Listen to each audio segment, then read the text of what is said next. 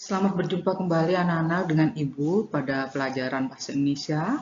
Kali ini materi yang akan Ibu sampaikan yaitu KD 3.4, menelaah pola penyajian dan kebahasaan teks iklan, slogan atau poster. Bagaimana kabarnya? Semoga kita semua dalam keadaan sehat sehingga kita bisa memulai pelajaran ini dengan baik.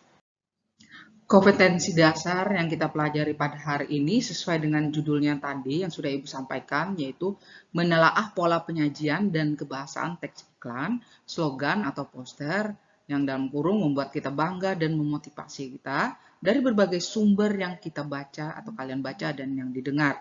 Nah, kemudian tujuan pembelajarannya setelah kalian mengikuti pembelajaran ini, kalian diharapkan dapat menelaah hubungan unsur, pola penyajian dan struktur teks iklan, slogan atau poster dari berbagai sumber yang kalian baca dan kalian dengar secara kritis dengan sikap disiplin dan juga bertanggung jawab. Untuk pengertian iklan, slogan, dan juga poster sudah kita bahas pada pertemuan sebelumnya. Nah, kali ini yang kita bahas adalah pola-pola penyajian iklan. Nah, iklan itu biasanya ada yang disajikan secara tertulis ya, melalui surat kabar, majalah, internet, maupun media-media lain. Nah, kemudian dalam penyajian lisan, iklan itu bisa melalui radio, televisi, khususnya iklan di televisi ataupun dalam laman-laman internet yang sering kalian tonton. Nah, iklan merupakan gabungan antara teks iklan, tertulis, dan gerak. Jadi ada 3 unsur di dalam teks iklan atau iklan yang ditayangkan secara lisan ya.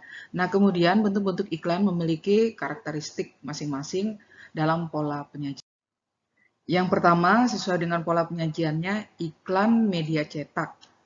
Nah, iklan media cetak ini, karakter utama dari iklannya adalah penggunaan bahasa tertulis di dalamnya dengan menyampaikan pesan-pesan ya, bahasanya singkat, padat, dan jelas ya, dan mudah diingat.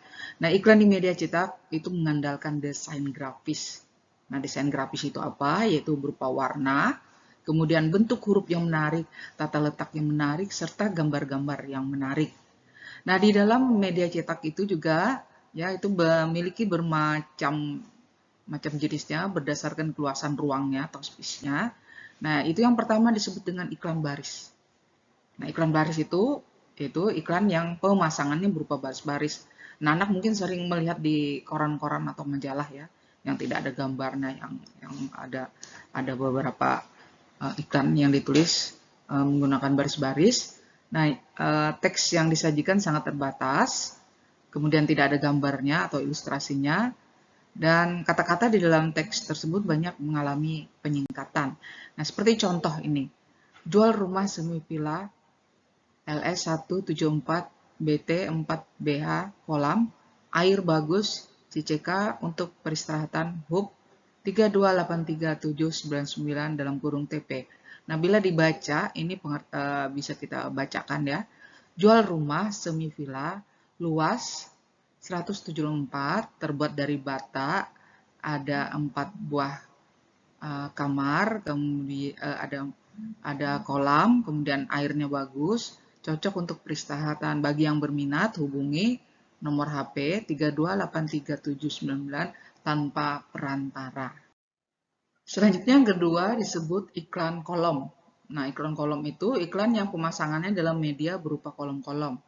Oleh karena itu, bentuknya lumayan besar ya. Jadi dibandingkan dengan iklan baris tadi, ini lumayan besar. Kemudian di samping menggunakan teks iklan, ini juga disertai gambar dan berbagai ilustrasi yang menarik. Nah, ini contoh yang Ibu buat ini ya, tidak ada gambarnya, tapi ini salah satu contohnya. Jadi penyingkatannya jarang ada.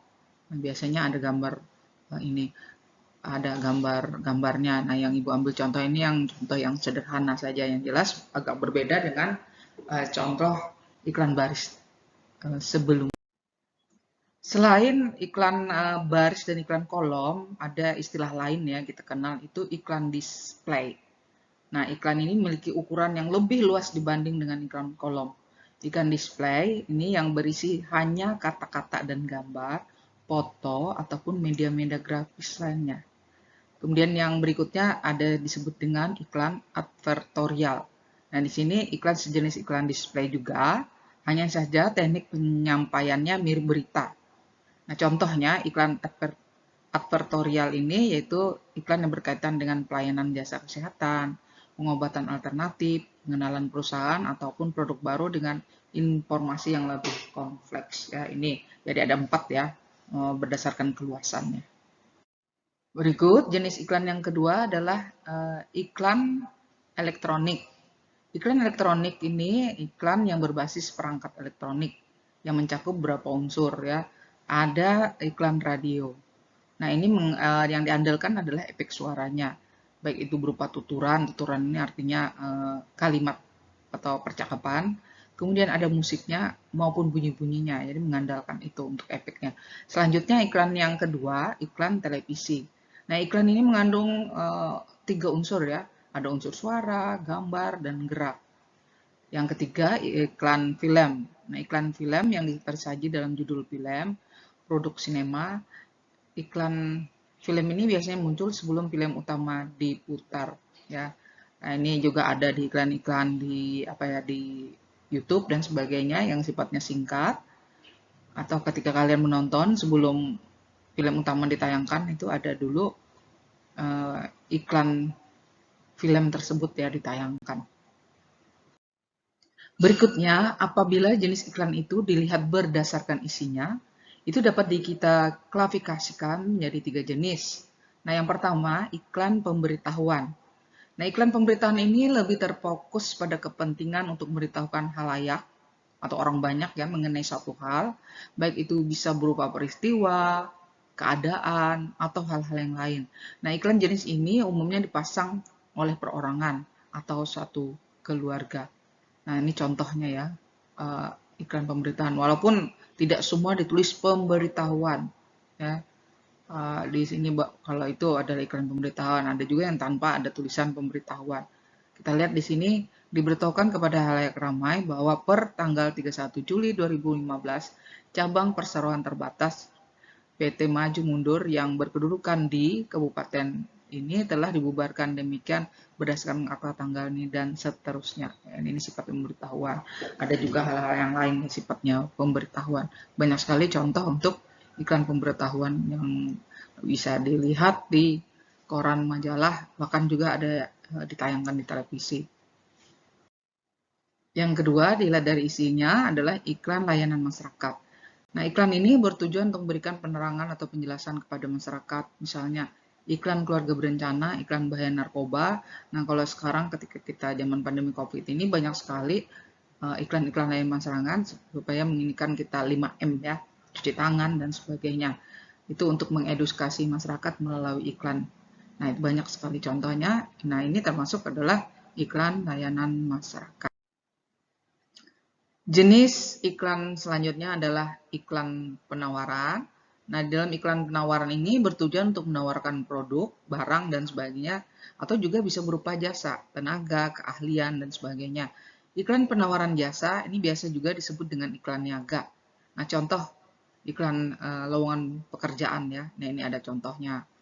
Ini judulnya, kemudian apa saja yang dicari, nah jenisnya, kemudian ini ada 3 ya, ada 3 jenis pekerjaan.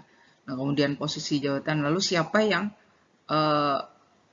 menawarkan pekerjaan tersebut, ini juga ditulis dengan jelas nomornya sehingga orang yang ingin melamar pekerjaan di sini akan mudah menghubungi orang yang mencari pekerja tersebut. Materi selanjutnya yang terdapat di KD 3.4 ini adalah materi struktur teks iklan. Ya, struktur teks iklan. Kemudian juga nanti ada kebahasaannya. Nah, berdasarkan gambar yang ada Ibu perlihatkan ke sini, itu ada 2 unsur utama di dalam iklan tersebut ya, pengenalan produk. Nah, bagian ini dapat juga disebut judul teks. Nah, ini SMP Plus ya. Kemudian ada pernyataan persuasif.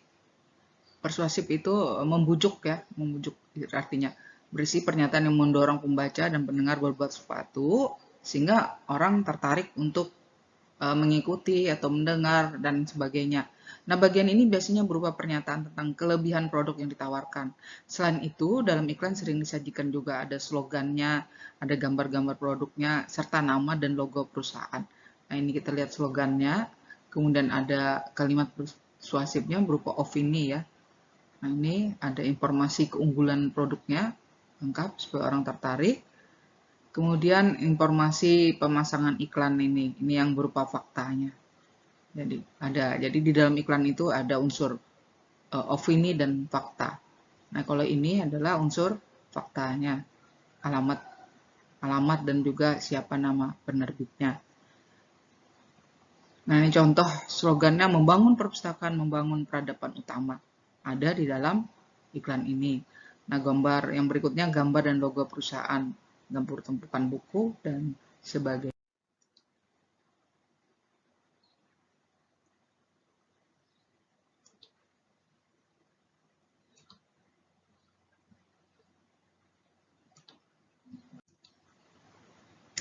Materi selanjutnya, kaidah kebahasaan teks iklan.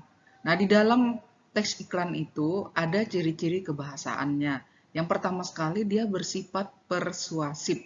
Ada unsur bujukan dan juga dorongan untuk suatu kebiasaan atau gaya hidup atau apa saja, ya. Sehingga orang akan terbarik atau terpujuk melalui kata-kata atau kalimat yang disampaikan dalam iklan tersebut.